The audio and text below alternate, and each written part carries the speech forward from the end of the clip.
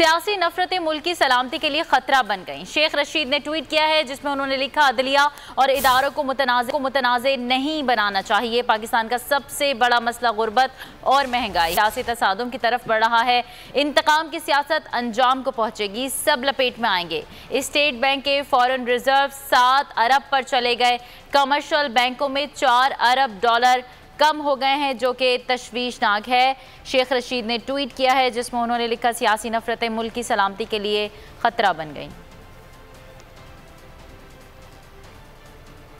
सियासी नफरतें मुल्क की सलामती के लिए खतरा बन गईं। शेख रशीद ने ट्वीट किया है जिसमें उन्होंने लिखा, अदलिया और इदारों को मुतनाज़े नहीं बनाना चाहिए। पाकिस्तान का सबसे बड़ा मसला गुर्बत और महंगाई सियासी तसादुम की तरफ बढ़ रहा है। इंतकाम की सियासत अंजाम को पहुंचेगी, सब लपेट में आएंगे।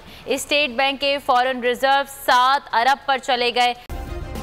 सब्सक्राइब करें और बेल दबाएं ताकि कोई खबर रह न जाए।